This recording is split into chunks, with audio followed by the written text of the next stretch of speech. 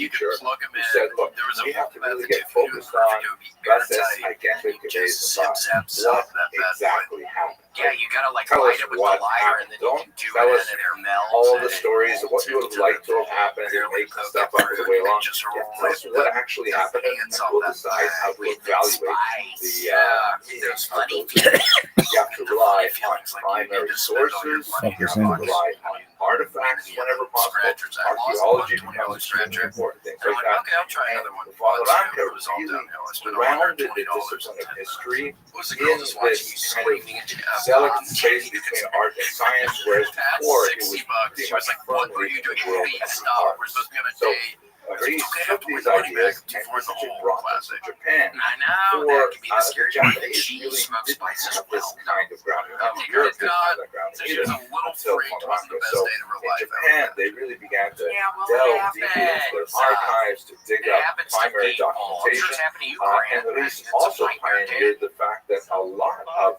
Japanese history What are you is eating? buried in Grumble? European What archives doesn't because Get something the Europeans, when they encountered Japan, they left a tremendous amount of correspondence and documentation regarding how that country felt. This was all happening, by the way, in the context of the Japanese Meiji Restoration, a period of great reform and self-reflection, where they began to rely much more on Western expertise, realizing there were a lot of things that were happening in the West that would be beneficial for Japan. And Greece was one of those happy accidents. As a Jew, he could not get a job at the University of Berlin, and so he took his post in Tokyo and ended up becoming a tremendous success. And he really loved Japan. He spent his tremendous amount of time there, 15 years. In 1902, he returned to Germany, where he did get a job at his alma mater, the University of Berlin. And shortly after that, the Russo-Japanese War broke out, and all of a sudden, everybody in Europe wanted to know more about Japan, who was Russia fighting with. So Reis became the European expert on Japan. Ironically, when he went to Japan, he became the Japanese expert on Europe, and now when he went back to Germany, he became the German expert on Japan. Fascinating individual. Really, someone I want to meditate on in terms of the impact he made on Japanese culture. I hope this whets your appetite to join us on this remarkable expedition to Japan and South Korea. And if not, I'm really happy to share these videos with you as I conduct my research. Thank you very much for watching. Really good. I can't even think of people. It's been too long, Gigi. Been way too long. What's Aaron Hernandez up to now? Dead. Yeah. Plane crash. 6 feet under. He shot out the engine on a dare. Yes. Hello, fellow So he was already travelers starting in to Jewish back history.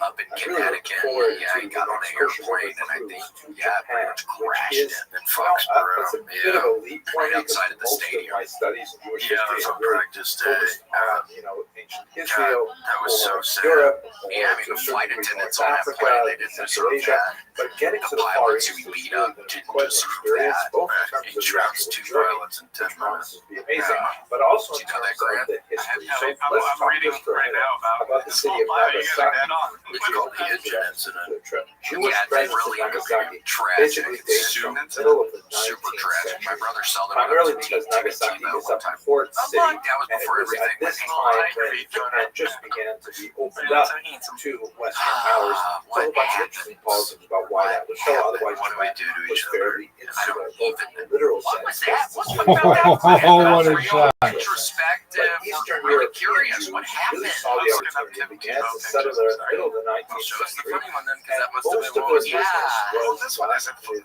Russian sailors I'm who were curious. also This was the in one I port happened to cities. love. And the Jews, of course, have the linguistic Yeah, skills it's kind and of funny. I love the TiVo though, commercial but yeah, it's connections kind and things like that to of. I make don't it even work. know what he does. By There. He has a church now. 1894, they opened the Does he? synagogue. They No also kidding, I bet he could created be a a preacher though. cemetery, He which tried is to play still for in the Mets for a existence. while, And and he now kept there getting were about smoked on the ground. 100 Jews living Oh, there really? I at the turn of the forget that century. he went to the Today it has MLB. at I least only remember when he 29 played for graves, Denver and won and they're all those labeled games, in and then they got him Hebrew, off the team. That's all I Japanese, remember about Russian, Tim and Tebow. English, Got him dated to between winning games in the 1880 and playoffs. Well, who wants to hang You know, out it might with seem like strange to Russell us to see Wilson's that the same way? Japanese Like are who being wants included to be there like and Russian you win a and big English. game and But everybody's celebrating? that They're reflects like, the diversity God of did it! the It was immigrant God! population. It was That's what Jesus the won us Jewish the community at football that time. game. And they're like, It also no, we're reminds me gonna of where my ball father, balls. bless I his hear memory, ya. was buried And in he Toronto. had that weird And haircut. yeah, It's like there are lots of looks like a English monk. and a lot of Looks like a Russian monk. and a He lot looks of like an Hebrew action figure graves. gone wrong. Some of the older sections are in Look Yiddish, at and that. I I wouldn't be remember there was this surprised guy if you named wander around and Gentry. find some Some French ones there too. Gentry. So it's interesting.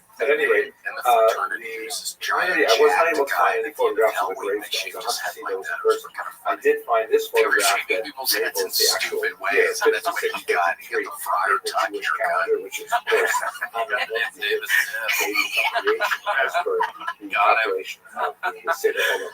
Grant, do you have enough? Is there anything we could ever offer you where we could do a haircut like the Jews are there in a section with many other You know, people. It's this region called the Sakamoto Cemetery for foreigners. Yeah, I'll do that, man. What happened with this community, however, is it went into a pretty steep that's decline what I do it for in free. Yeah, I mean, 1904 when Russia declared war against Japan. we can do And that. Yeah, we this can do that. Russo-Japanese Just give me war, the which had coolio. lots of impact Do you in think you could pull Jewish off history. the As I polio? mentioned, If you think my you genuinely father, could pull it off, his yes, father we can came do to that. Canada because he didn't want to fight the Japanese in that particular This war. isn't a He came bit. from No, I don't Lithuania, think I can not pull from off Japan. that cool. Yeah, But honestly. still, You people that can. What interrupted would your wife people, and Russian two sailors daughters to think report if you ever the walked economy in? there declined very dramatically, And you had and that so the haircut. What Jewish would they community think? Would they be basically gave their concerned? tourist Yeah, that roles would be and the tourism worst haircut largely I've had. to cover Sorry, the wait, situation 6 in pieces of Central blue America. goblin.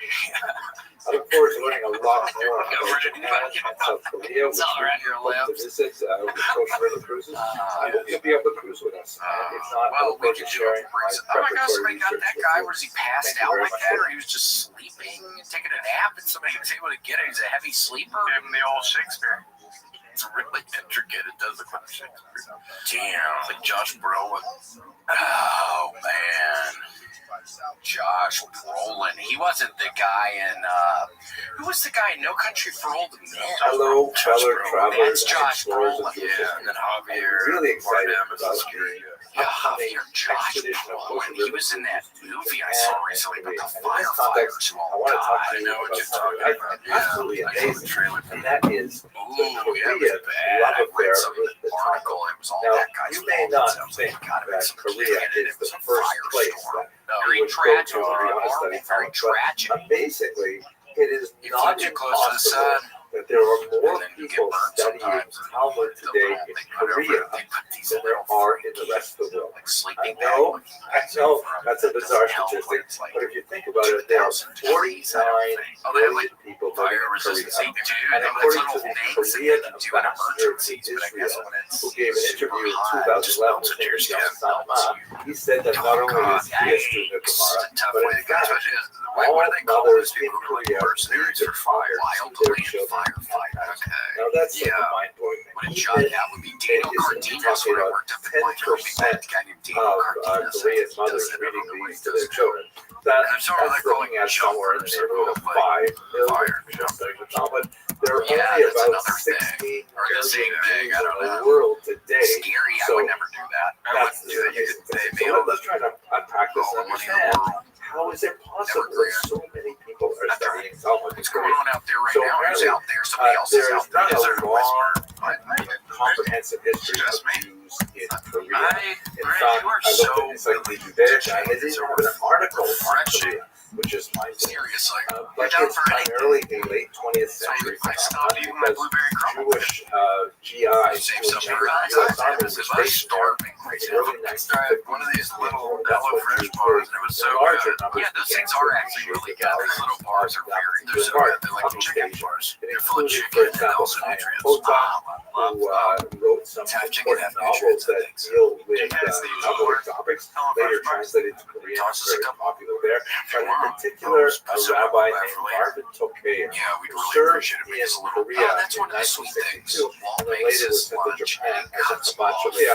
He had a phenomenal impact cuts on off the his study of crust. Talmud in Korea in For particular. Walt Jr. Marvin Tokea No, authored Walter. a Yeah, I don't know. I book said first Walt. in Yeah, Walter. I Japanese, like how he cuts his crust off and still straight up in our Jewish chest. Jelly as sandwiches. He you makes see it from work every day. this The meth particular lab. It's kind of fun. reproduction of one of the It is pages sweet. He ended up in the really book was called enjoying 5,000 Years of and I won't Jewish Wisdom, spoil anything for the Secrets soccer of team the that's getting away Talmud with Scriptures, it. Okay, was printed in okay. 1971. Couple And you can treats see that for they the use boys. this Japanese text to What'd kind you of get? Yeah, this replicate iced the oatmeal feel of the cookie. Talmud. It's so good. That's what I got Apparently, too. they really took Really good. off, We love these not only in these Japan, but things. We want to be especially sponsored in by Candy Korea. Forex. It And was also iced published oatmeal in cookie. 1974 Please, in we Korean need translation. this By now.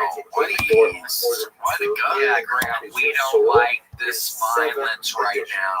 And it Please, is our just country is amazingly studied divided. today. Yes, There this are more isn't the than time to be 800 messing with different weapons. books. 300 publishers with the word Yeah, Talmud that in was it hard. in the Korean National Digital So Library. hard was it? 169 of them Yeah, that was one Rabbi too hard. Tokea as the author, and Well, I Talmudic think texts we're frequently hit the bestseller list list in in Korea. this. It's been a Now, lot of how is fun. this Just so? Casey and There's a I. few articles on this in the popular press. Talking. I know, an just article by Ross talking. Harvest Talking in about, New York oh my in gosh, 2015. and we'll But I see really what relied happens. heavily on this fascinating article in the Association for Watch it Jewish today. Studies, It's going to be like a day off for me, so I might go by watch that all day long. Everyone comment your favorite Breaking Bad memory. Don't spoil it. Yeah, no spoilers. Only season 1 memories. What are your favorite season 1 memories? This is really probably Yes. the biggest answer. We can, There's yes. this Because I think belief I'm at. that Yes, Koreans season 2 or looked season 3. at Season 1 is Jews perfect. worldwide, Yes. Season 1 looked at their spoilers. successes, Yes. If you want to do particularly that, in the we're world cool of with that. science Next and week, education and we can probably tell Nobel a whole Prize series. It'll record, probably be done. which is really Yes, so pretty then we can do impressive. all And spoilers. also the fact that Korea is actually, as a modern state, Well, we the same gotta age thank as Israel, was also formed in Anthony with 1948. Morgan, And there are certain Arno, parallels Sean between King, Ashley the Belfield, growth of and Korea and Sean its wars, King, Big particularly Rig with the 0485 northern Bronson, half. who is Korea is a divided pants. nation. That Koreans really Change look of to Fox, the thanks, West for Destiny A4, deep wells of Dova wisdom, King, and the that's Jews were a fun. perfect Dr. B. example. There's this Dugan, belief that the Chavrusa-style learning of the Talmud is especially Dylan, important.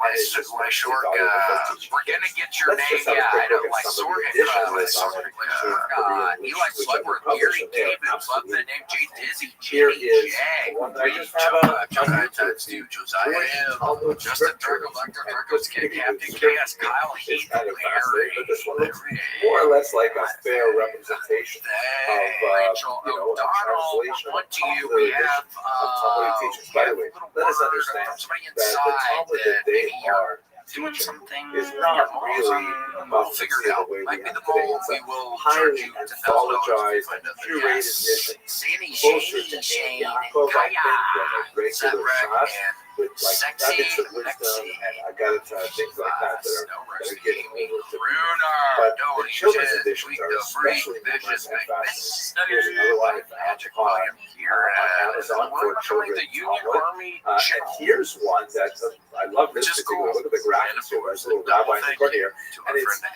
a Talmudic approach Alrighty, well, thank you all teaching so the much Korean for watching and language. listening today. Thank you so Yes, much. My you're website has right. crashed, but The you can find all Talmudic my shows approach and to the link to teaching my the Instagram. Korean language to a Yes, certain degree. the- It feels like a and lot I'm of these gonna- Talmud books you're are gonna like get it fixed unless you have a self-help website books on. that are designed to say, use the Find Talmud it. to become a better person, to become a better businessman, and especially to become a better student. Here's some For this children's week's episode of William babies' Montgomery Show. first Send Talmud. your questions, artwork, and manifestos Here it to is, William Montgomery Show at prenatal Talmud. I gmail.com. mean, Make sure to leave William a voicemail prenatal at stories 737 fostering the wisdom and 471 emotions of your baby. 098. Never miss an episode of We William know Montgomery Show Yiddish by and Mama is subscribing to the incredible. William And Montgomery Jewish Show mothers channel on are YouTube definitely and anywhere devoted to the podcasts idea are sold. of having their Make sure to show children your grow support up. for the show. How many of Join them us. are Child soldiers, bounty hunters, How and many books are there that are patreon.com/William for Montgomery Show. Jewish Check out women William online at their children get you William.f.montgomery1 on Instagram. For more William Wow. Montgomery, check out Well, I hope you on found YouTube. that as fascinating Check as I him do. out live at the It's just Comedy mind-boggling. Mothership in Austin, I Texas, can't wait to every actually month. get to Korea Find more of me, and hopefully Casey find one of the Rocket, at bookstores where they sell these books on the Follow Talmud. me on Instagram. I know I'll have This no episode way of of William reading Montgomery it, Show was recorded just at to Recording see Tech how the Studios right Talmud here in has the heart of Austin. animated this William culture is Montgomery Show is something produced that by we William look forward Montgomery to. and Hope we'll have a recorded chance to TX. cruise The together, anthem and is if sung not, by William I'm looking forward to Montgomery. sharing Drums with are you sung my by research William and my Montgomery. The experiences here. words are sung by Thank William you very much for watching. Thanks for joining us. See you next time. Who the fuck said that? I'm trying to have fun tonight. Hello, fellow students of Jewish history. You know, one of the most fascinating areas of Jewish history are Jews of what we might want to call exotic communities. And I don't think they feel exotic when you're inside them, but from the main centers of Jewish civilization. Recorded live in Austin, Israel, Texas, USA. It's the William Montgomery Show. Starring William Montgomery. So, in connection with my research, William Montgomery Jr. As always, William is joined by the lovely Eric. I'm Casey Rothschild. Now here he is, the big red machine, William Montgomery. I have to tell you, I'm really excited about this particular video because I'm so fascinated with the presence of Jews in China. What is that from? They had a community there for well over 1,000 years. And it's a Simon's Island. of combination of Jewish culture and Chinese culture. Quite fascinating. Today, I'd like to focus specifically on the origins of the Jews of China, but perhaps we'll take a little bit of time again with that short video to talk about the nature of that unusual Chinese Jewish And that's why it's a good place to So, start a family. first of all, what do we first hear Gotta about find an island, find pretty women. first encounter of the It is the most responsible thing you can do as a father is find just your own island. Just find your own beach. Yeah, first important meeting. Yeah, you have to act like you have to figure it out. We were watching some sort of show where the guy faked his own death. He found some guy that looked like his ass at the home. They had a lot of challenges with that. It looked kind of like and then he ended up killing his ass and setting him on fire. 1605. Went doing a truck on time. So from yeah, the city you of got to figure it out. It almost worked. My wife had a $5 million insurance thing. So he killed his doppelganger? Yes. It was like That's pretty smart. it's hard to Whalen kept staring at me. this wasn't actually well documented. I think it was a comedy skit. Apparently, There was a I redhead. this Jewish There guy was a redheaded guy I remember giving him my thought that ID, Matteo even though he was Ricci far must younger than be me, so Jewish 5 years. because he had heard about Yeah, this but just that we had person red hair who and came yeah, from I far could always away, work for him. and he That's knew a a nice lot one. about Alex this Snyder particular was. religion, and said, okay, it must be a Jewish guy. Matteo Seriously, Ricci did at the same time Do you thought feel that do you feel must be responsible for evidence that? of a little early bit of Christianity Knoxville to Georgia, China, which is absolutely fascinating. And the two of them had this, you know, really funny encounter where Matteo Ricci is discussing this with I-10, and I-10 happens to see this painting of the Madonna with Jesus and St. John the Baptist. She's blinded by flashlights. His new Way boyfriend is driving the car. Was that Princess Diana's And so boyfriend? I-10, Yeah, she was dating some knowing French party nothing guy. about Christianity, Yeah. Is that true? shut There's some off good times to be fire had. from all that Christianity. Royal Frenchman likes So to like said that this must be Rebecca and What her happened? sons Diana Jacob and Peace. Esau. Yeah, they were Very arguing. nice painting. I love Then the idea you of see killing another someone who looks painting like you. that represents the four Assuming evangelists. Just killing Matthew, Christopher. Mark, and John, four gospels, There can only be one. four books of So the Highlanders, they Bible. should you And strangle them too. I That's think like personal. It's like killing yourself. Yeah, that'd be weird if someone looked just like you was four of the openly 12 strangling sons you. of Jacob. Where are the other eight? It's just this hilarious thing. Eventually, they figured out that, in fact, I was not a Christian. He was Jewish. That's a good move for Fascinating actors, unto its to make own sure you get From typecast. I-10's perspective, it wasn't entirely clear on what If Christian you're looking at a redheaded guy, you want to kind of take out anybody else. with Ricci and the later Jesuits who actually came to Taipei. There was a suggestion perhaps Ego death, and then also Matteo Ricci could take over as the chief rabbi because she obviously knew a lot of Yeah, time. in LA, there was a guy named Matt McCarthy who looked so much alike. It was kind of crazy that it was crossing my mind. I was like, this guy 1,000%. I have buddies who call me, they're like, were you in a fucking TV commercial? Matt McCarthy, we look so much alike. Apparently, as But the yeah, it story started goes, crossing my the chief mind. It's, rabbi well, it's too similar. So was Digger very figures happy this out. with allowing someone like Matteo Ricci to take over for him. Matt is more The handsome. Christian stuff really didn't bother him so much. Don't tell yourself. You are more handsome. He's a But very nice the man. fact You that gotta the go out on a limb, you Jesuits gotta were kill still this eating guy. pork, Yeah, you that gotta was kill him. very I think you need problematic. to So kill there's no the way knife to to absorb his become power. our rabbis To who's the still on eating pork. top, but it's like, Yeah. do you By the way, face it towards you when or the away from Jesuits you? asked the Jews of Pull his Taipei, hair up. have you ever heard of Jesus? They thought about it for a while and said, oh, yeah, sure, we know about Jesus. And so when they went and discussed it further, they were not referring You don't want her to to be Jesus sleep of Nazareth, but I think Wake Jews up. were familiar with Jesus ben And Sira, then it shows me an an ancient Pepsi author who commercial. wrote the apocryphal It's just work an XC, I mean, some commercial. Ben Sira, the wisdom of Ben Sira, the work which was That's a funny idea. That's a pretty funny idea. Yeah, it's funny. generations of doing it in the 19th century. So they knew about a different Jesus, not the You Jesus said of Nazareth, voicing the baby or these whatever. things I are started hilarious. finding the people, the actors who are doing those different commercials and killing So anyway, the everyone. Jesuits maintained a very strong interest in the Have you guys ever auditioned for anything like that? to a large I've never degree auditioned for more anything. than I auditioned to be the Mountain Dew guy a couple months ago. Did you really? And then I auditioned for learning about the season 2 sacred that I Torah didn't get. You didn't get it? Well, living in LA, I didn't get it. Damn. Well, that's great. That's just your first time. That's awesome. I was very supportive.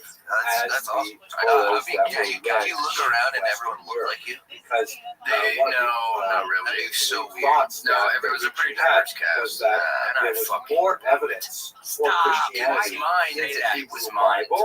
but that it had been tampered with by the Jews to remove that evidence.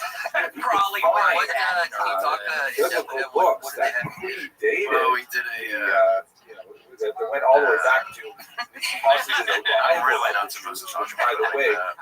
was They argued did a to be focus as far group back with hidden as cameras, so it was the first or completely second improvised, the century audition, and they would ask us questions, and we would have to just So if improvise these answers in texts had character. references And to some Jesus, people were actors, and that some would people be were not. incredibly That's hard. important. Yeah. Of course, No, I did they okay, didn't but there were some find people such who were a lot things. better. And when they Yeah, it actually was fun. got to Improvising a the focus event, group. and they discussed a little bit more about what they were interested in, I'd rather have lines. I could get Matt refused to show them their That's text. a good situation. And obviously there was also a Wait, so pressure. Were you able to figure out who the actors were? Were you trying to figure out that when you walked in the room? I feel like I was trying to maybe figure out who the situation here. I figured it out pretty soon.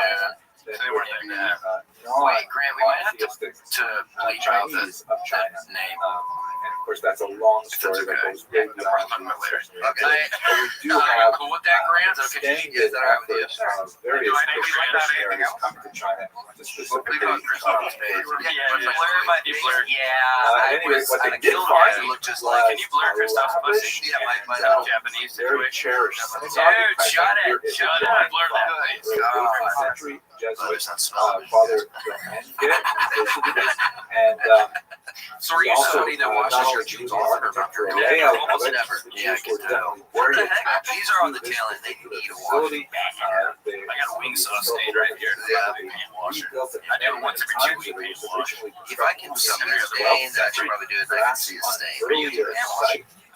And he also recorded graphic images like this Yeah, I mean, of well, I got some jeans and I haven't washed them yet. I've been smelling the crotch chair. area. They called It smells like something, He but would it's put not. a Sephardic style art I'm gonna on let it top of ride it, a little and bit. open It's up more the of a box. natural and scent. read the Yeah, text it's not inside. horrible, and as if my nose is literally up on the material that I'm smelling, kind of like active and vibrant. I don't know, dude, like a homeless lady. So our task for Yesterday, us today, I was working is to down. try to understand Not to where try did to these Jews come from.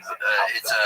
So here is a map Oh, that Steve, shows Joy, the various I'm already locations. on that, I think with it's that the red most hair. well-known and most It's more about smell. However, even the Kaifeng documentation refers to its But I do love it. relationships Doesn't with it? other I love countries it. such as I love Yangzhou, Be careful where on they, the for example, fucking received the plane. gift of a Thursday, there's a sacred redheaded Torah. boy, and I touched his And you can shoulder, see and I that said, quite I a like few your of red hair. them And he are looks at his all mom all on the concerned eastern immediately, and I think, oh, shit. China, but you have some Well, I have red hair too. That's why I said judging by the numbers of values, tighten up the community.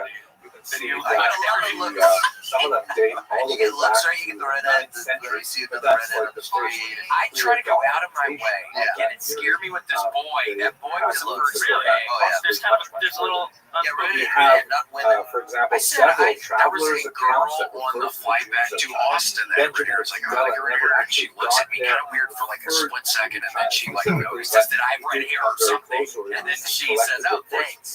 Very close.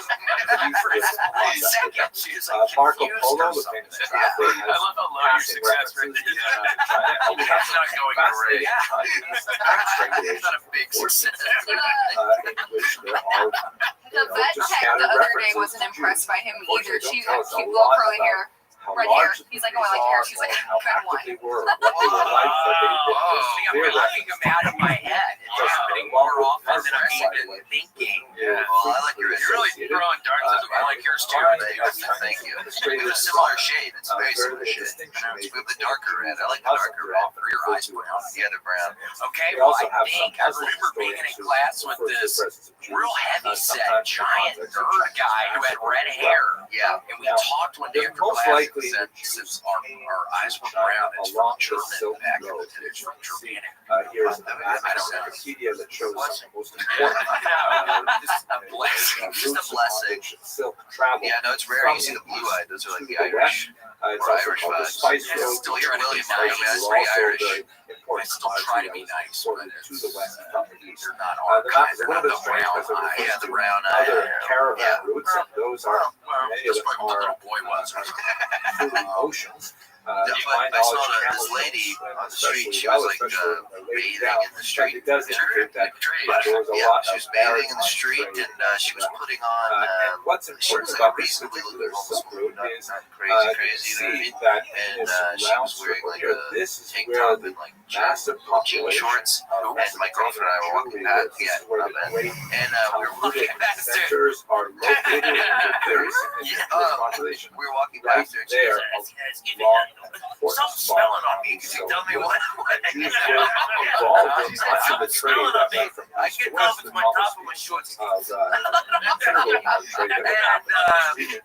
And I'm like headstrong. I'm like walking past. My girlfriend's This an received agent. even more attention when My girlfriend smelled it. What was it? The top? What was it? The top or the bottom? Just My by girlfriend the was like last name, shorts, and then the Or workplace was. Jewish. He was in Florida. Look at your shorts. You poop in your shorts. You take some fuck shit. I did shit my pants. I baptized him and his brother, which was very common for German That's like the homeless although woman. I they see sometimes and right by the homeless their shelter. daughters Like, remained only has the unbaptized diaper Jewish. on. Mary Stein Whoa. went far And away she, from I don't even. Yeah, she just has a explore diaper. this region. I don't want to. She picks all her hairs out one by one. I know what you're talking about. I was late to a spot the other night and I just walked over her. I Well, found like out being she five was to asleep. Yeah, where you Scattered among the I was in a bit of a hurry and I stepped over her, kind of like Asian kind languages, of Allen Iverson. I did Tyrone Luder. I wasn't trying to, I wasn't trying to be disrespectful, but I was looking at my phone, and the last second there was a human in a diaper right under my feet. I had to kind of give her a little hey Possibly eyes. associated with the high holidays, but the traveler I know. who carried it gotta very get out, lovingly yeah, you're the folded it I and know, kept it with him as he was traveling. Yeah, no, I saw her the other day, and she had a sock on her hand. Document can be dated with reliability to the 8th or 9th century. Doing a Johnny Dane. And she was like passed out with a sock in her hand. I was like, oh man, I hope she was. That's just a weird Traveling one. along the spice route. Hey, that's a good fellow. That's a nice fellow. Yeah, that could be a good fellow. Do y'all think she's actually homeless? Like, what about the days that you don't see her? Like, does she go back to her house somewhere? Or literally is home? Yeah, she always like a butler. This would have happened a tweak on the streets. Yeah, it's like Batman. Woman, crystal meth. Yeah, just ignite cheetahs meth and rooms the street. Silent watcher. Moving her pants and kicking her hair out till it bleeds. She's gonna find the serial killer. Yeah, then she will end up finding. She's a favorite Tyler Durden situation. It's her. Yeah, it's her, but it's her as a homosexual man. That is documents which were The composed greatest by con, the greatest trick itself, no one as opposed to was thinking that it accounts by was. travelers which were translated. We have several stelae. I don't think that's a real killer. Stone hot take. blocks Man, you haven't which been were in Austin established long in enough. the You know, you synagogue. haven't been around Lincoln. Yeah, how long have you been here? Associated Ooh, yeah, you have not been here long enough. Rebuilt I 3 years, dude. I gotta By say the way, stuff on this one because when you go to like Rainy Street and you see all the drunk bros, I'm like, I'm surprised it's only 8 of them that have back in the river. It should be like whatever. I'm surprised it's not like 3 or more. It's a ritual. He's waiting for the August moon. building. Well, you're not allowed to magnet fish off of those bridges because they know you're going to be finding stuff. We have various Seriously, you're not allowed to magnet fish. And Did you try to magnet worst of fish? that stone block. Oh shit, you should. Another, I know, he's got to cut this off of magnet fishing. Yeah, It's a kibosh on magnet. We have a presentation that's an incredible sweater. I love that. Yeah, it does look nice. The last We all do love. Oh my gosh, people, that's badass. but the earlier ones tell us a lot about Come on now, let's sing it now. Jesus Christ, where'd you cherished get that temple, there? rebuilt it, The Davis did. Oh yeah, was that in Destin? Do the Davis Dep in the sweater? also how the community had Okay, Destin, Florida? Yeah, he was in terrible Destin. You know disasters it, like brother? massive Oh, it's on vacation. of Beautiful. yellow What river, is a house in Destin? Come overwhelming on, town. Grant. Yeah, the studio. Nice. Destroyed as Yeah. we rebuilt the That's temple. $100,000. We also Grant, have what the this hell are you? What are you doing here? Wait, we got a house on the beach. The house in Destiny.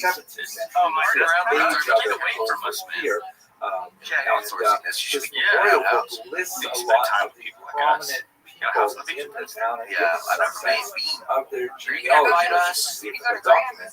It's You can invite us. both trees, characters, and Thank God. Did we names. bother you or something? And, if you look at the That was You look list at the really names going. down, yeah. So you sounded you different see right on the there. right A Ben, little. and then What are you talking Ben He misses Israel his house, Moshe. his beach house. And that Yeah. Israel Is this Moshe, on the the Gulf word Coast? Moshe, Yes.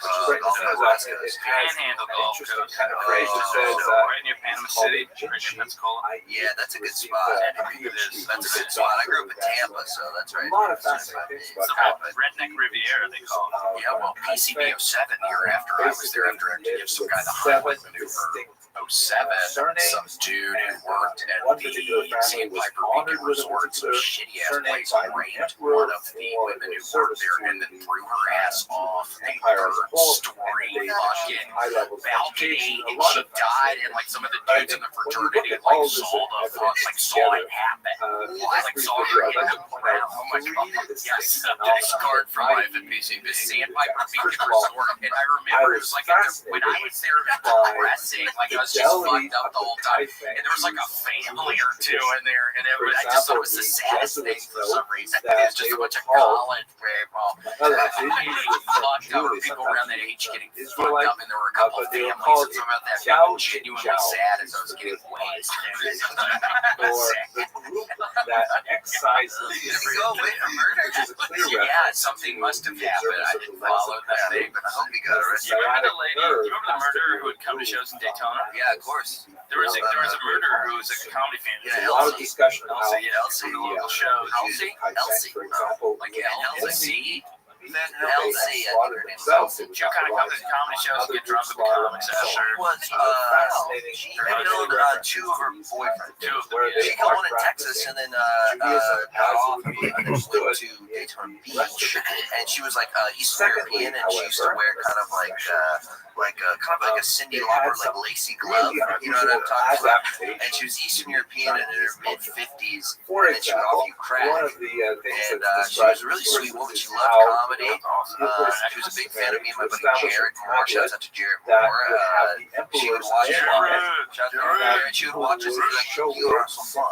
You want to smoke crack with me? You know, it was like, y'all ever smoke crack with her? I never smoked crack with her. I remember we were passing around a bowl, like a bowl, and she was smoking her crack with us. She offered her the weed, and she was like, the trade, and let it sit. He was we were like, what is that? She was like, It's very clever. and she murdered Jewish head. They don't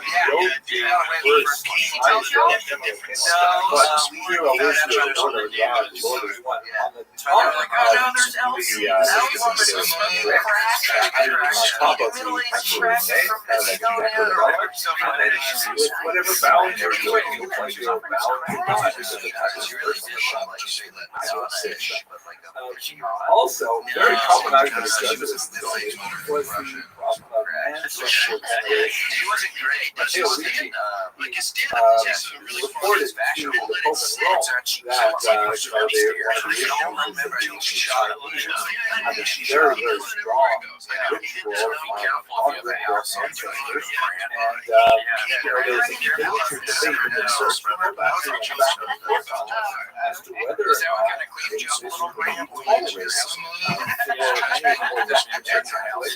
This Is that what you got? also smacked the right down We were talking about worship the dead Ray-Ban throwing off the roof. Whereas Yeah, she in wore those other kinds of words, clothes. That's no, perfect. it's just Yeah, exactly. okay. There's also a knife, a bloody So knife. for the Jews, And it then was no no one's problem. gonna touch you, Of course, Gigi. this No, is we're baked on into yeah. This is your now. strong, Yeah, not that necessarily sounds great. worship. Yeah, we're not gonna crack with anybody. Appealing to God. Crack stays in the house. That's probably the only Merit time I've of ever been off the tag ancestors, my entire life. people's value. Never. That's a very, very It'll traditional happen thing. You again. look at Jewish Yeah, prayers, my there's buddy- constant references, so to speak, to It'll God. happen. You get off for crack once, and then that ship sails. My buddy used to, when we lived together in Atlanta, he would get wasted at the bars. And one time he came back like 6 The a.m. idea Like, where were of you? He's like, Oh yeah, dude, I got lost and accidentally smoked crack. problematic It's to a fucking Chinese nightmare. Jews at all.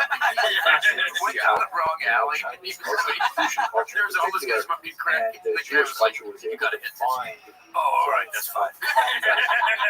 Smoked crack till 6 in the morning. But at the same time, they have to recall Came home all that sad, there like he was like is late from significant work, like put his bags down. separation that would be unacceptable. I smoked a bunch of crack Certainly tonight. in the It's African late. European tradition. I want to go to bed, but I can't. For example, When you said you got lost, there are many, many examples of these are the He signs. probably asked for a hit of the crack, Jews, but especially circumstances as they that were led him to the suffering crack were more and Yeah, he more just from right. He a lack should of think leadership, he lack of stopped after contact that, with and he keeps outside smoking. world, Yeah. specifically Yeah, I the think rest he's of going the to Jewish that. I smoked diaspora. a couple times, They and I were was like, having every day, I just smoked a problem couple times. finding Was it fun? Would you like it? right? Yeah, that's what it was. That's how I like Interpreted it. so So they intense. tended to So gravitate intense. And it lasts very neighbors that they little had amount of for time, many right? centuries. Not as short as Significant the media might Muslim have. minority in China. So what are you just thinking of media? Like, as I get to be a hypochondriac at times, where you get worried that like your heart was going to stop, or it was just such a fun kind of feeling you weren't even worried. Yeah, it doesn't scare you like that because after all, euphoria they is were so intense. It's almost like peaking on Molly. theologically much Like, closer as to soon as you do Islam than they were to it's just like Leon the Professional. Yeah, That's so like Gary the, Oldman just put it in your eyes. would frequent Muslim mosques. They were Yeah, neighbors. they're never like In their pulse is They too were fast. almost You don't indistinguishable see in crackheads who dress, think they can't do but the something. Muslims They would wear really white self-actualized. caps, Yeah, it's true. and Jewish males Like would wear Tuco blue from caps. Breaking Bad. So one of the Yes. names I am for now, oh Jews my was gosh, on the third season, I think episode 2 of the third season. I've never seen it. for Oh, how do you like it? There she is. Yeah, it's good. A lot is happening. How are you? The white flavor and the blue flavor. Okay, fine. Also noted in the genealogical. Well, thank you.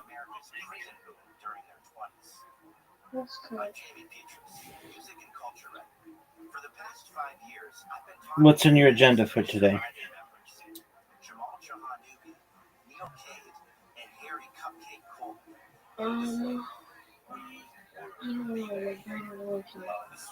All right, well, just let your, it is Monday, let your brain rest, and you'll have time in the later parts of the day to be able to think about what you want to do.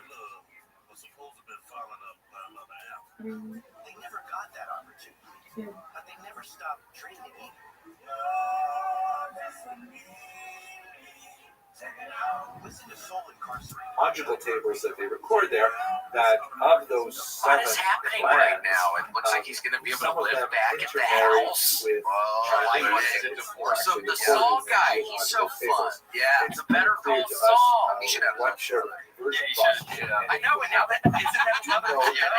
Yeah, I wonder if males, Jewish males, hijinks were that guy. far more That's likely probably fun to watch to his marry journey. very funny, and I had never seen him in a lot of stuff. Just and Tim and Eric Jewish stuff. women Oh, were I married wonder Chinese Saul's males. show. You guys And gotta in watch those this show. genealogical Nobody. tables, there was a clear distinction. Yeah, nobody. Is that the fashion star? Yeah, that's weird that they put it in sort of a taken scenario. Right? It's weird. Yeah, he's like, daughter of honey, Israel. check the And basement. those It's like full of women guns. He's like a were secret born taken. It's to very John Jews Wick, were called for sure. It's John Wick, but it's suburban daughter dad John of Wick. Adam. They were Yeah, married, which is however, also fun. and their origins It's were also recorded. taken. Wait, and have so you seen on. Jesse Pinkman? So there's definitely some Yes, degrees of I assimilation. love And Jesse it's very Pinkman. certain Well, I families felt horrible were for far him less at the likely end of than the second others season. to This do so, which I fucking guess is girl who obvious we and fell in love with, who got his ass married. on the heroin. Yeah. Yeah. Ended up The last overdosing thing and that fucking. What's his sad name? point But it seems like that was for the best. I kind of. Once again, that's used to start blackmailing that. Yeah. How did that work out that good? But then God, Jesse. Yeah, but then the guy kills everybody in the airplane crash. And the father. It would have been bizarre. That's sad. Yeah. That was so funny. Yes, the trickle. The butterfly effect of Christian missionaries. It's such a silly point of the show. You're like, wait, what? And it never really comes. Yeah, well, the bear coming in, the bear from the sky. I was wondering what the bear was, and then they're all in the gymnasium, and what's his name? He's like, well, more people could have died. It actually wasn't all that bad. Yeah, it was kind of fun. Indicates that. What's his name? What do they call him? What do they think his name is? Eisenberg. Yeah. He also has a goatee now. He looks different. Yeah, he has a goatee. He only has a mustache. He wears the sunglasses. He's got the hat. Yeah, he has the hat. And his answer is, it's right now. Please, nobody give me any spoilers. Right second, it's looking pretty good. It's in remission. The second, I feel optimistic about it. He's gonna get out of this thing. Yeah, I think he's gonna be just fine. The beginning of the third season, everything's looking up. Two twin gangster guys. I love those guys. Yeah, I forgot about the twins. Yeah, they seem scary. The guy who works at the Pollo, the chicken place. You know, big fat Pollo guy. So with the loss of these tourist schools, although there are still remnants of those twins are very gregarious. Yeah, they were about to kill his ass with the axe. Yeah, in his freaking when he's singing the horse with no names. Yeah, I love that song. He's showering, and he's singing the horse with no names. The twins are sort of skulking about it. More importantly, because he was listening to horse with no name when he was in the car, and the cop pulls him over, and then he freaks out on the cop. Yeah, about what are you pulling me over for? Like, dude, relax. Yeah, don't do this, man. What are you doing? Oh, tense. I forgot he tried to world star the cop. Yeah, and then the cop pepper sprays his ass. Yeah, dude, relax. You don't need to do this. Last thing I gotta say, right now. for those of a you lot of who that right now. You're in remission. Things are okay. You could have taken that money at the beginning, but it doesn't matter now. Everything's worked out. I'm really worried about the freaking father or the brother-in-law figuring out the guy who works with the DEA. I'm worried about that guy. I wouldn't worry about Hank. No. Okay. Yeah, I'm a little worried about him. No, don't worry about it. Hank's gonna get his. Yeah. What the hell? No, Hank's not like that. I keep seeing commercial for his like barbecue restaurant. Where?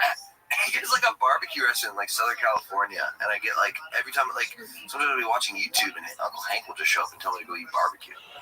That's weird to advertise it out of state. It seems like you're targeted at. Yeah, I know. Maybe it's not California. Are you using a VPN? Yeah, I'm using a VPN. Let's go straight to the topic today. I Paul and Brian want Krantz have a tequila they promote a lot. Yeah, it's constantly. It kind of annoys me. I don't like when celebrity tequila. Now, celebrities are too good looking to promote these liquors. I'm like, I can tell you everything. If you're going to promote your booze, you got to look like John Daly.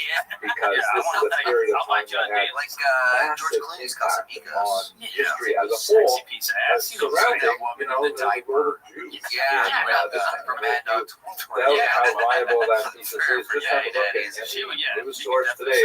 Look how much space the two main guys, Jesse and what's his name? You're seeing they have a tequila. They have a tequila, yeah. For the 20th century, and so if I started he was a really desperate to this thing.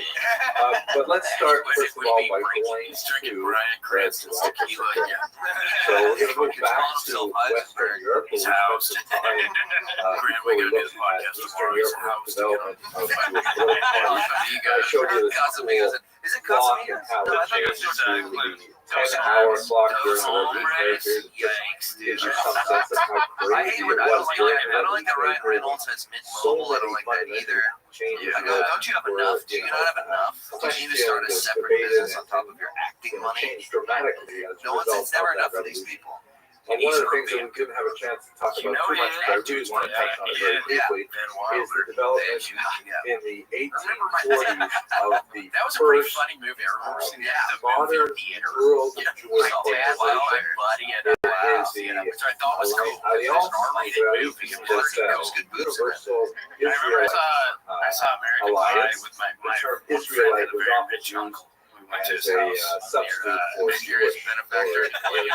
Mosaic. Yeah, helicopter. It's not the Jewish Yeah, so language, but very, in a very lot well. of It was kind of, languages, yeah, it was believe it kind or of an not, Epstein the term situation. Jew And we were is scouting to go to derogatory. the house. In English, it was near Jew Yellowstone. can be derogatory We were in a depending big on how private one movie says theater it, watching American but Pie whether for the one's first time. We pointing were or like 13. spitting at the same And you could time. kind of feel But there was basically, an it's energy in the neutral air. But in a lot of We were all languages, kind of getting Jew hard in is different. a derogatory term. It was In like Russian, you for could hear. It was example, kind of like a. It was like a whack-a-mole. It was like owners. It was kind of like every. There was like 6 young boys in there at different points. Jew Everybody's or kind of Jew hanging out. is an We're just gonna go insult. terror like comes And you back have on. that You in hear. many Yeah, other the people languages. that But can ring the also bells that make it French sound like and Christmas German, songs. there's How do we much learn how about to do what's that? the polite way to say Jew. So Israelite was one Yeah, of with those. the Anyway, glasses. Yeah, this glasses are on the organization ramp. started largely as a Is that result real? of the Can you blood really libel do trial that? that No, happened yeah. in Damascus 100% real. in You know, the 40s. it's a resonance It thing, the was frequency thing. born largely Yeah, be on with crack. the oh, that's why it's Yeah. really, you know, Figures me, I connected, never especially with so Europe. Yeah, you got yeah, But it's a they little sent yeah, over there a lot of Yeah, a very famous British Jew named Moses Montefiore, who went over there and actually was able to I know, I've seen videos of that. mediate the situation and I used to free love the getting Jews that drunk had been until kidnapped setting the and beer up, tortured getting on it the to balance basis of on this its edge. crazy Yeah, idea that beer can that was they third had full. kidnapped a We balance it Christian on the child corner of the beer and can. murdered him Sits up. for Yeah, his you were down that no body was ever remember found. All these trying. crazy How much you got things. there? How much you got there? 1840s, I right? know. I This was is thinking really maybe pretty I can do modern. that much linear. So after that remarkable Let's success, see. the We'll alliance let this. really took off. Yeah, And about they a third. tried to do a few other things. They tried to eliminate the progressive Russians, but it was more successful. But the whole idea of Let's see, William. was really very successful, and many other organizations followed suit. Shown on the screen here are two other figures who are very Oh, it does important. work. I never Setting thought this about up. that. Not necessarily Look at religious that. individuals, there's not an Orthodox Zoom in, enterprise, G. but this was Zoom a in, dude. Title. planned Can you zoom? Jewish Get a title on that. Don't enterprise, worry, bro. meaning Get a slow, involving dramatic Jews zoom. regardless of their religious orientation, but looking more towards a non-state. This is the contemporary website of the Alliance. Not nearly as powerful as it used to be 100 years ago, but still very significant, especially in places Great job. of French Now, influence, Greg, like we want North the rest of the Africa, podcast to be the right whole on that. French This is for my a life. long time. This is my They favorite set thing up I a do for lot years. of And then you'll schools see in what I show. particular, and in parts of the world, the Alliance is like So the way in which people interact with Jews, just like today, Chabad is so, for many people around the world, Chabad is the way you see Judaism, so for many people, the Alliance in North Africa, Middle East, you know, Baghdad, places like that. Mr. Grant, you're gonna like do that upstairs every time I say the word What's Chabad? that called? We don't I'll have squeeze it, and if I see that you're not, Anemia. I usually work. And the Chronicles of a Norm. okay, very good. Now, but Mr. that Tumbas had it. has to be balanced against what else Dude, is Mr. going on in Tumbas used France. to scare the And shit. happens Mr. there's Tumbas is a really total nasty asshole. Mr. Tumbas used to anti-Semitism scare the developing. living daylights out of me. Now, we've used Yeah. this term And then the anti-Semitism Ice Queen, before, dude, the Ice Queen used but to up scare until me. the 1880s, So weird. I it was always wanted to get some of her anachronistic, meaning goodies. Oh yeah, her goodies, but then the yeah, term the was not Turkish delight in invented here, like it's until literally the cornstarch 1980s. and sugar and Many lectures rose, go about rose Wilhelm oil. Mob, You found the some German sometime? thinker of this era. In France, Some time ago, you and found some. I gave it a especially Google. What's that Turkish naval delight? Jews That's with this man here, It's just it's like Edward jelly Lamar, with rose in it. made Yeah, I mean, look at living Mr. Tumbas. Well, essentially that's what that's muckraking in the Tumbas yellow is James press, Madison. meaning in He's pretty kind of funny like on the SNL cheap when doing this. newspapers of I the don't era know. Yeah, against he's pretty Jews. funny when doing this. And he had a phenomenal Yeah, like career starts in the sketch. claiming that I was very the scared of only thing Martin wrong in Short. France was that there were too many Jews in France, and that they And were, like Jiminy you know, Glick. eroding Jiminy the Glick is a little interior unnerving. of Look at him the French first time. culture, and that Martin they Short, I was really very have to scared. change the immigration policies. Well, I'll tell you who else is going to be Jews who opening were up a already in couple there and so on. snacks.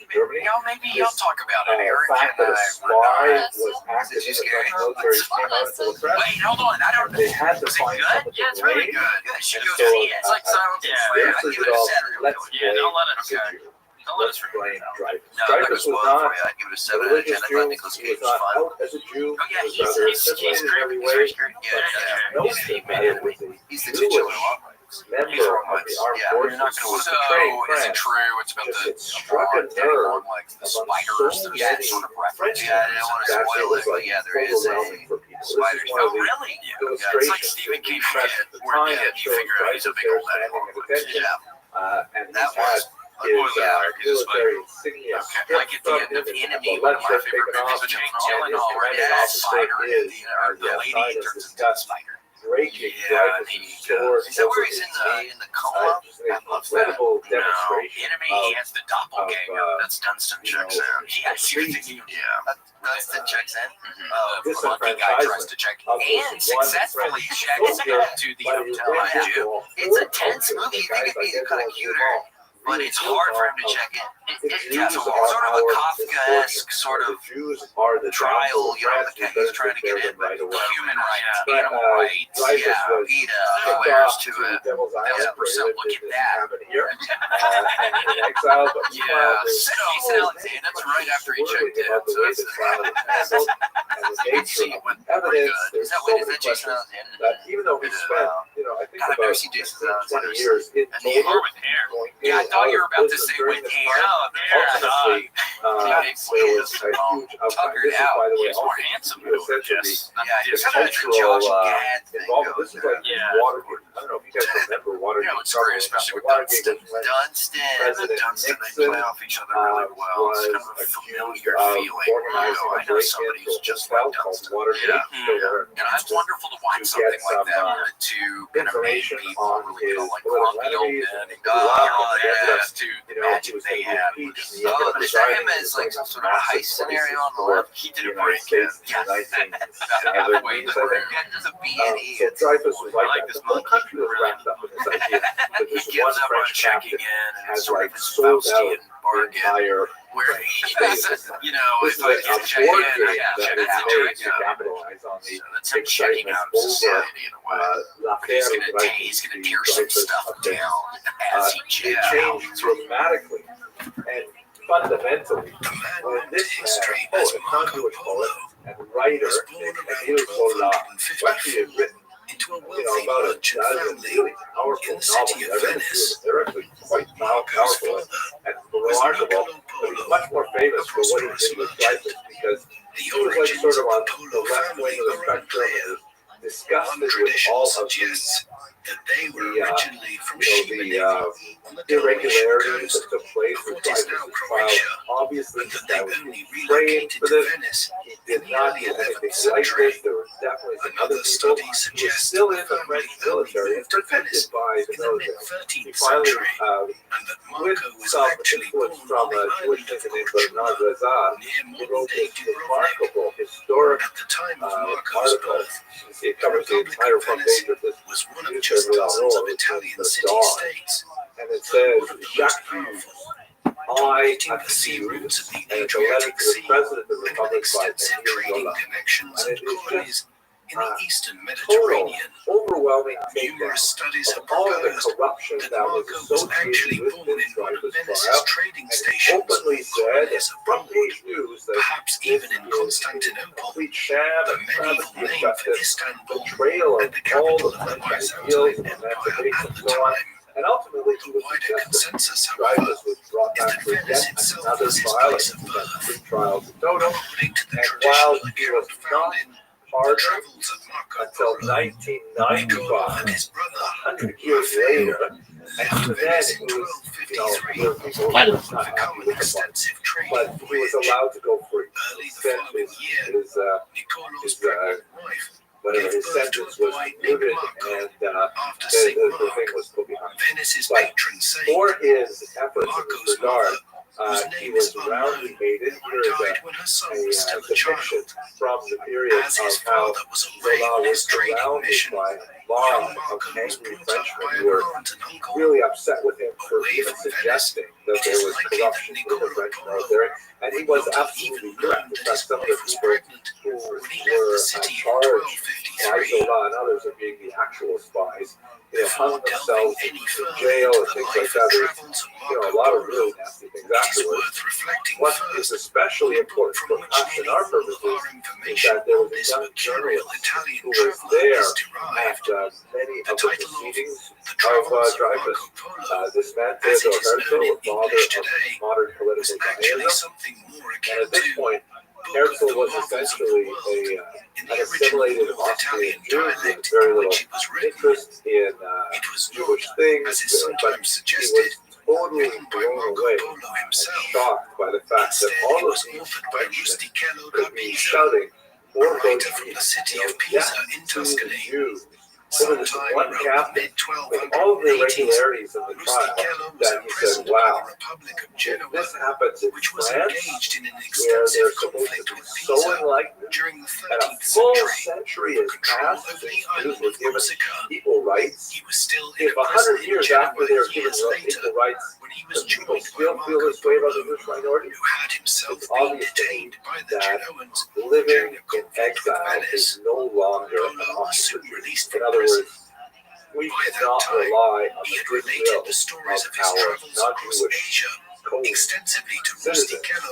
We have to have a land of our own, and for Herzl that meant Israel and Zionism, and this really was what the Poland century started in, to become the father of this political movement that would ultimately find expression in modern history. Okay, let me pause at this point and see if you have any questions or arguments or discussions. Is based on the travels of Marco Polo. Now, Professor, you Scholars say have that, found no major reasons to dispute the accuracy of what Polo related to Rustichello, in or how the 1955 Pisan or writer 95? recounted it in In print. 1995, The long curiosities after he about was the dead, world which Polo he was encountered pardoned in by Central Asia and the French China Parliament. would have been so unusual to European readers in the late His medieval sentence was period commuted, I that he think it would was not something have like needed to 1905. exaggerate in order Like to they said, make his okay, all right, work maybe of we wide should not do all interest. this, they let him go. But they didn't formally apologize. The Venice that They Marco didn't Polo declare grew him up the in incident. They just was said, a okay, that's thriving enough. commercial center I'm sorry. with trading interests as far afield It was as a huge income. Constantinople, the Black Sea, the Levant, and Anyone else? I don't Alexandria see in this. Egypt. What if I say a couple of The city's merchants have become rich on the back of acting as the major go-between for goods coming from India and the Far East to the Middle East, Okay, and which let's would then go on then. If there are no other questions, from are there? Venetian merchant There it is. vessels. Okay. An embryonic banking Okay, and we're going back insurance to this system lecture then. had developed So, in Venice let's go and now other back cities like to Genoa, Pisa, Eastern Europe and and focus a little Florence bit on in the what's going High on in Russia, Middle because Ages to Russia facilitate still and has the finance this largest extremely lucrative concentration trade. of Jews in the world Venice at had this also point. become I'll have to a remember major on Wednesday, naval I'll show power you in a the demographic process, map and with show a you just huge how many merchant Jews were navy in Eastern and a Europe at the time. substantial fleet of And Eastern war Europe is galleys. primarily Russia, although Indeed, there's still a lot of so Jews in powerful Austria, were Hungary, the and Finland. Venetians that a half a This century is before a map that Polo we're was going to look born, at again the Venetians had in largely co-opted the probably Fourth on Wednesday, Crusade maybe next into Monday. conquering Constantinople On the and left, for a you see time the way the occupying world much of looked the lands before World of the War I, Byzantine and on Empire. the right, It was only you see in the way Europe 1261 looked that after the World War I was Byzantines over. managed to retake And their it's a capital, huge and change when in Central Marco's Europe. father and uncle had Before left World War Venice in I, Central 1253, Europe was divided it had into been to head three east big to empires. extend The their German, trading the interests at Austro-Hungarian, Constantinople. it's a dual empire Though that they soon joined in the relocated 60s, northwards, and the the Russian Empire. Italian trading And then stations in the after World Crimea, War I, Germany was as significant as Venice's shorn of a ties lot to of its territories. Constantinople and the eastern Mediterranean Austria-Hungary were, were reduced to a Marco tiny little Polo's rump life states would be where shaped by fully developments much further to 2/3 the of their east. former The population Mongols, were now a living major outside of the tribespeople country. from the Right? You had Chinese and countries the like Asian steppe, Czechoslovakia. had burst Poland, onto the which had global been a country stage at the before, was beginning of the reborn again 13th after World War I. century.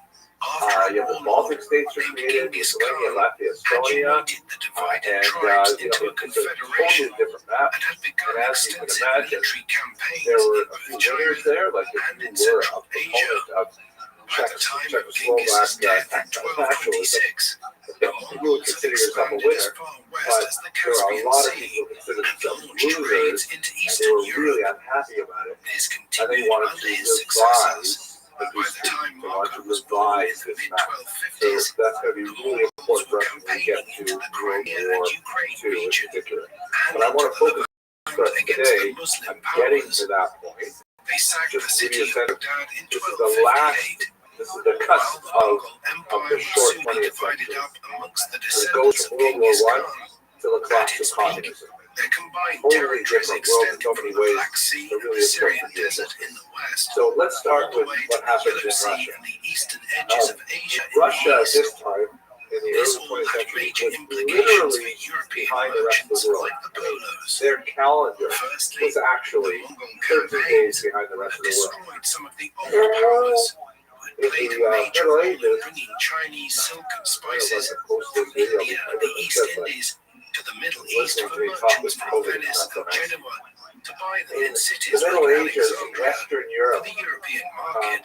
abandoned But the old conversely, Julian the calendar creation of a unified for the Mongolian polity Gregorian calendar, that stretched which is over the one more that than we use half in the of West Eurasia today. This is March led to what 31st is on the termed Gregorian Pax calendar. Mongolica, But Mongolian the peace, Eastern world, a the period in Orthodox which the world, Mongols the facilitated Russian Orthodox, trade Greek along the Orthodox, and Silk so on, Roads did that not led from the make that switch. Mediterranean And so Russia was one of the last places to actually do it. Every century they lost another day. So that's why they were literally 13 days behind the West. If you look at Russian sources, therefore they will refer to the February Revolution, whereas if you look to German, French, English, American sources, they'll talk about the March Revolution, because in our calendar in the West, it was March. But that's just one sort of symbolic factor why Russia was still so far behind the rest of the world, both in terms of industrialization, in terms of its governmental structure, in terms of its treatment of Jews, for sure. They were still living in a pre-modern era. So they go into World War I in 1914, and they are like hopelessly under-equipped for a battle with a modern state like Germany. They have like, really poor outfitting, they have unmotivated soldiers, they literally have so few bullets that they tell their soldiers, use your bayonet first. Right? You got on one side, you got Germans who are at this point, by the way, using actual tanks. Tanks were developed. They have, Air Force. They're not using it as especially the later governments would, but they do have an Air Force. And the Russians are coming in there with like horses and wagons and telling their soldiers, get close enough to the Germans so you don't have to waste bullets, just use your bayonet. And they're like mowed down. Russia lost very heavily at the beginning of World War I. Later, they would catch up, largely as a result of their greatest soldier, I'm sure you've heard of him. He's called General Winter, because the Russians have a really brutal winter, and Western European forces often have difficulty adapting to fighting under those conditions. But they went to the war, and 3 years into the war, they were suffering terribly. They lost a lot of territory. Their economy is in tatters, and in Leningrad, so this was at the time called Petrograd, or Peter City, and that was the renaming. It starts out over again. There is a city in the north called St. Petersburg, which was named after St. Peter, but the word bird in the name of the city is a Germanic word. So during World War I, they decided we don't want to have our capital city named with the German name, so they changed it to Petrograd. Grad is Russian city. And then after the war was over and the communists took over, they named it again Leningrad. Now if you went to Russia and you wanted to visit the city, you would have to go to St. Petersburg again. It got its original name. But in St. Petersburg, there is a massive protest over food supply, where on International Women's Day in March of 1917, there's a whole bunch of women protesting the lack of bread in bakeries, and one woman got unusually worked up. She picked up a brick and she threw it through the window of a bakery. That started a small food riot that eventually expanded over the entire city, and by the end of 2 days, the entire government had fallen. The Russians had invaded the Tsar's mansion. They took him over. They arrested him. Later, he would be executed, ironically, by a Jewish assassin. But that was the end of the Russian Empire. It fell with remarkably little pressure, largely because, maybe like you've seen in your own times with Assad, Syria, there was very little holding it up. And once enough people decided they were going to rise up against it, it collapsed on itself. They appointed a new government called a provisional government. And the idea of the provisional government, which was led by this guy, Alexander Kerensky, not a Jewish guy, was to kind of organize, okay, what kind of government are we going to establish in Russia? And they weren't moving from any kind of bourgeois democracy. They had a very weak parliament called the Duma that was essentially an extension of the Tsar himself. And it's like they didn't have any kind of a democratic tradition to speak of. And so they had to figure out what kind of government are we going to set. Also, don't forget, Russia was not a unified country by any means. There were 50 major nationalities living in the massive Russian Empire that covered, by the way, 1/6 of the world's surface of the earth, tremendous amount of territory. You've got Orthodox Christians, Catholic Christians, you have Muslims, you have Buddhists, you have Jews, all over the place. And so we were trying to figure out what we're going to do for all these people that are no longer subject to the Tsar. They took too long to make their decision. And what ended up happening is the communists were able to mount a sufficient force, and they took over the government forcibly in October of 1917. But before we get to that, it's important to know that Kerensky, although he himself was not Jewish, he was definitely very cognizant of Jewish concerns. And the very first thing he did when he came to power was he abolished the Pale of Settlement, which is shown here in this map. This was something that Jews hated by this point, although in the 18th century, when it was first set up by Catherine, it was actually not such a bad thing. There was lots of room for Jews. They actually had elevated rights as codified by Catherine the Great.